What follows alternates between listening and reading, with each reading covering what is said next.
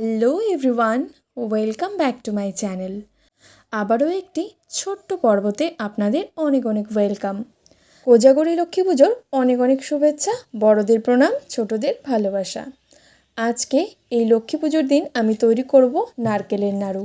ঠিক আমি যেভাবে নারকেল নাড়ু তৈরি করি আজকে আমি সেভাবে একটু শেয়ার করেছি। আশা করি আপনাদের প্রত্যেকেরই ভালো লাগবে।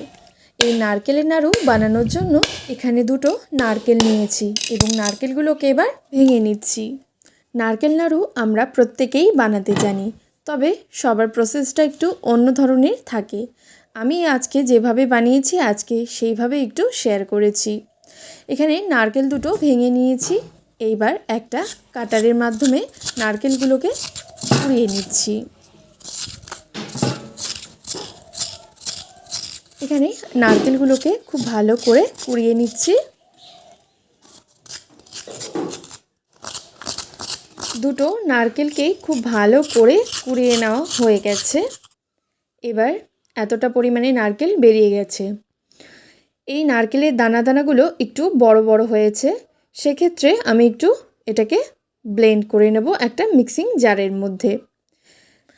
আপনারা চাইলে ঠিক এমনি করেও কুড়িয়ে নিয়েও কিন্তু নারকেল নাড়ুটা বানাতে পারেন, তবে এইভাবে করে যদি একটু ব্লেন্ড করে নিই সেক্ষেত্রে এই নারকেল নাড়ুটা খেতে কিন্তু আরও বেশি ভালো হবে এবং দেখতেও কিন্তু সফট হবে। ব্লেন্ড করে নেওয়ার ফলে নারকেলটা কিন্তু অনেক বেশি সফট হয়ে এসেছে।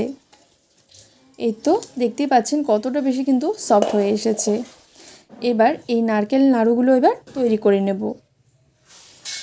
অন্যদিকে কড়াই বসিয়ে দিয়েছি এবং কড়াইয়ের মধ্যে এই ব্লেন্ড করে রাখা নারকেলটাকে দিয়ে দিচ্ছি আর একটু নেড়ে নিচ্ছি।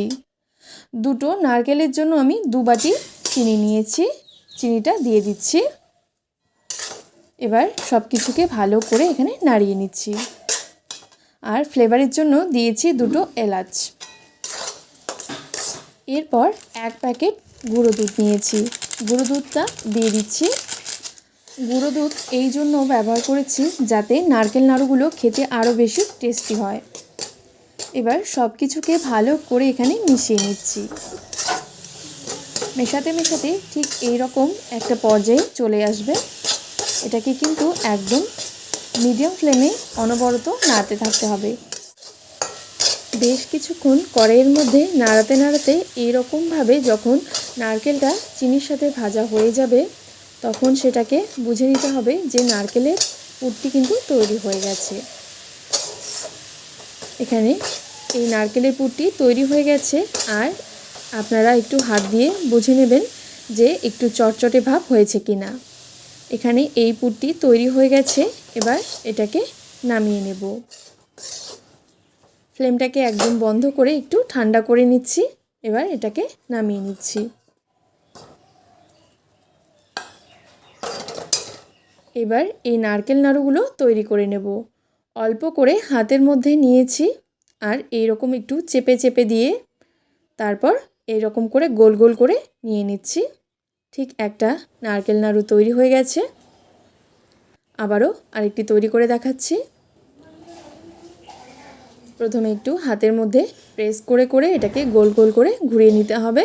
তারপর একটু হাতের মধ্যে ঘুরিয়ে নিলেই কিন্তু তৈরি হয়ে যাবে এই রকম নারকেল নাড়ু।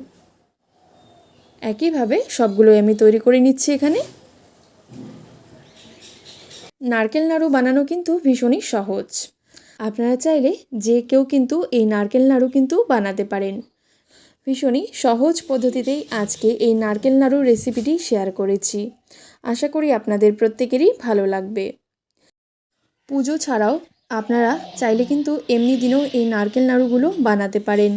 এই নারকেলের নাড়ুগুলো দেখতেও যেমন মসৃণ তেমনি খেতেও কিন্তু একদম সফট, মুখে দিলেই যেন মিলিয়ে যাবে। আপনারাও এই প্রসেসে নারকেল নাড়ু বানিয়ে দেখুন। আশা করি আপনাদেরও প্রত্যেকেরই ভালো লাগবে। ধন্যবাদ।